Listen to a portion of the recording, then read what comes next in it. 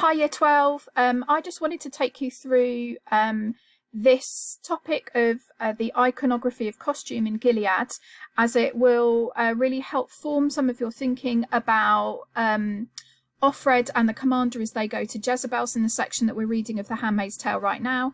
I also think it's really important to kind of develop and inform your discussions around the female gender and the presentation of the female body, both in the Handmaid's Tale and Frankenstein, because that's our comparison.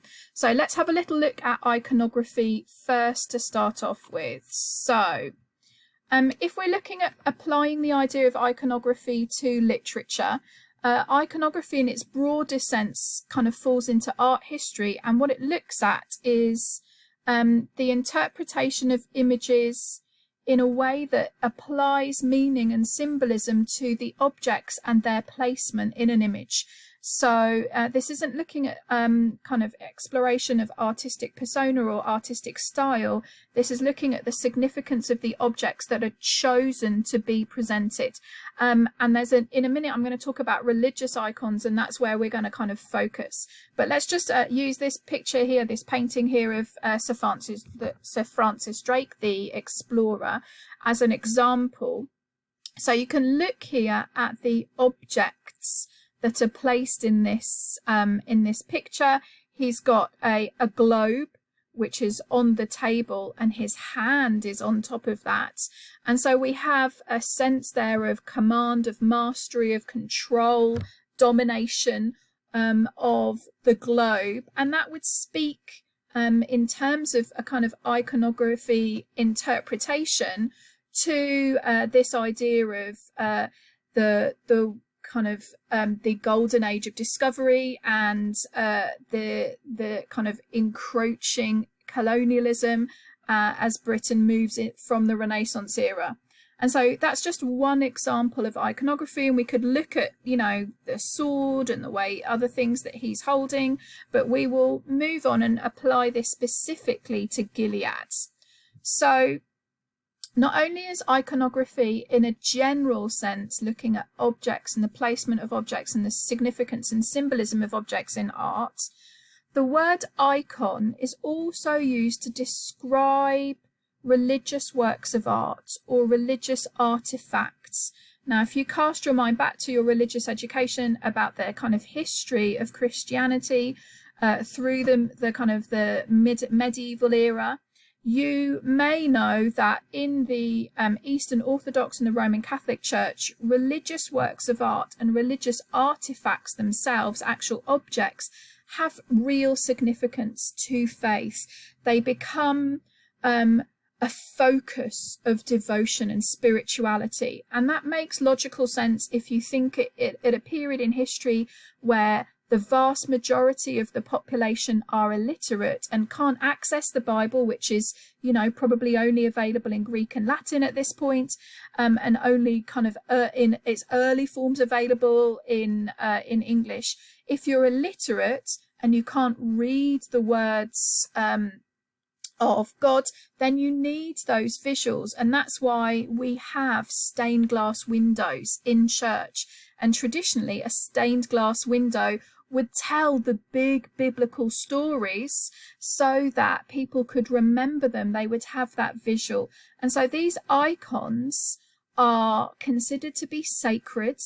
They inspire devotion because they're a direct link between the common person on earth and their kind of God in heaven. And so as we look at religious icons, and this is one of the earliest icons that is remaining, I think it's from about the 6th century, this depiction of Christ here, we see that we can look at how icons are presented and how we can perhaps interpret them. Now, in terms of religious icons, we'll talk specifically about the ones that we see in Gilead. But if you're interested in learning more about religious icons and their kind of significance, then you can go to the 2 links that I've put in the PowerPoint here, and that will help you kind of explore them in more detail.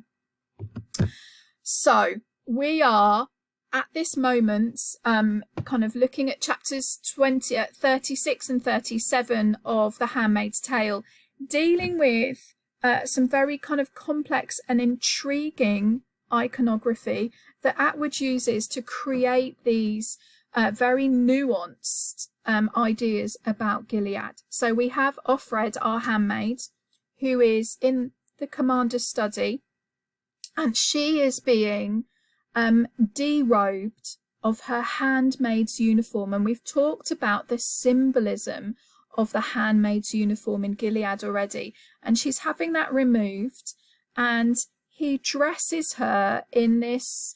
I mean, this is the image that I found here is probably too modern for what she's dressed in, but he dresses her in a burlesque style pre-Gilead stripper's costume.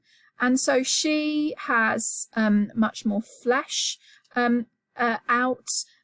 She's covered in tantalizing, titillating fabric, satiny feathers. She is designed to attract and allure men, which is the complete juxtaposition to the kind of the meaning of the handmaid's uniform, which is designed to completely remove any individuality from the physical female form. You're in one of the handmaid's robes. You can't tell whether that person has curves. You can't tell the individual elements of the female body. And so we have this utter and complete inversion. Then, to add kind of irony and a measure of kind of power abusive, corrupt hypocrisy, to cover this whore that he's created out of his handmaids, and to sneak her through Gilead so that they can get to a place where even the commander's wives aren't allowed to go, to Jezebels. He now covers the costume of a whore in the cloak of a commander's wife. So let's dig into this a little bit and see if we can't work out what Margaret Atwood might be suggesting. So firstly, just as a reminder, and we've talked about Jezebel, the biblical character, and how she's blamed terribly for the kind of the downfall of King Ahab, the king of Israel, and he rejects God and goes to worship the gods of Baal and Asherah, and she is the kind of criminal of this story in 1 Kings, and her comeuppance is this horrible death that she experiences.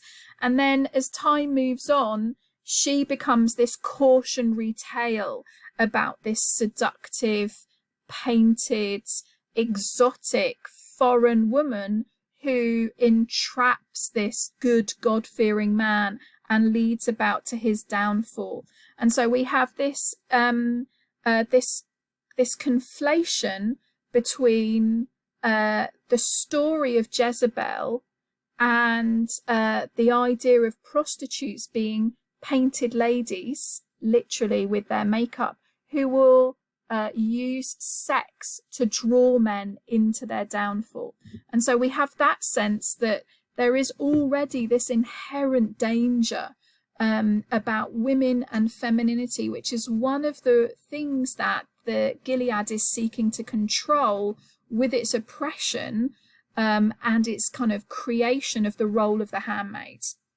So then we have added into this, which we've kind of talked about already, not only the kind of religious iconography, but this secular iconography of these Playboy mansion bunny girls, which is this kind of hedonistic, completely free reference to the 1980s and the Hugh Hefner Playboy mansions and the celebrities and the kind of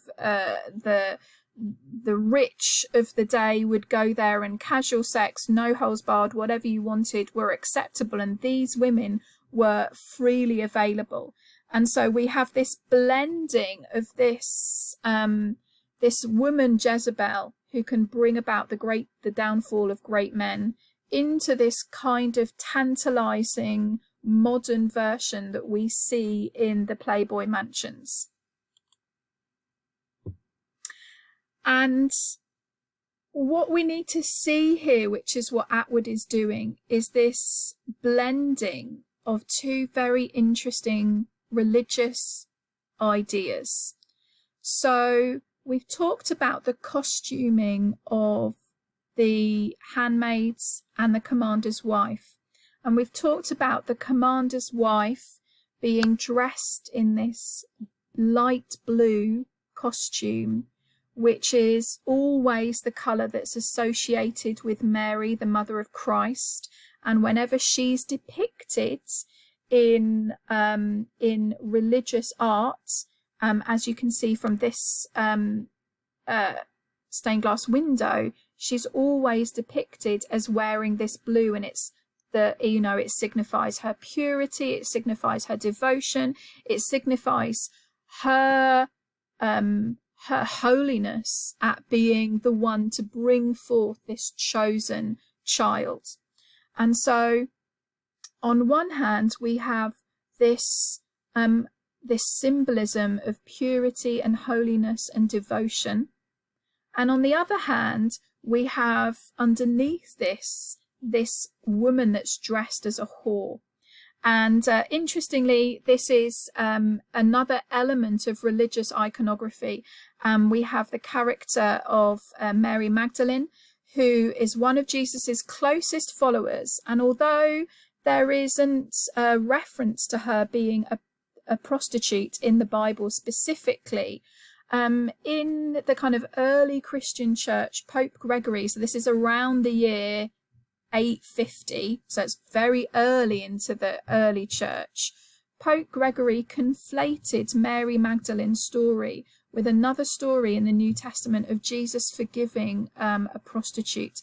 And it's the story where she's about to be stoned to death, and he asks her accusers that if they have no sin themselves, and he says, you can only cast a stone to kill this woman if you are completely pure and free of sin yourselves. And of course none of them could do that, and this particular pope conflated these two characters, and so Mary Magdalene's character has been transformed in kind of popular Christian history from a woman who was a very close follower of Christ, there when he was crucified, to a woman who is a very close follower of Christ, but also a prostitute, and someone who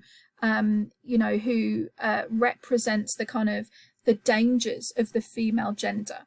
And so what we have here is we have this really interesting idea that on one hand, Offred is dressed as this striptease artist, and on the other hand, she then conceals this version of her identity with this commander's wife's Madonna, Mary, the mother of Christ, often referred to as the Madonna, in this blue robe. And what the commander does is he imposes these identities onto Offred, is he shows the kind of this dichotomy that there is in Gilead, that women are virgins, whores. This opposition is true, but it's warped and distorted, like everything in Gilead. And where we might say, you fall in the traditional role of the mother, or the traditional role of the wife, or the traditional role of the whore, what Gilead does is take these kind of these symbols from religious ideas and from secular culture and distort and twist them to create new meaning. And of course, the meaning here is this kind of obsession that men have with both the control and oppression of women, but also the desire to participate in their exotic, tantalizing, enchantress nature as well. Okay, we'll talk more about the female body and the female form as we get into these chapters.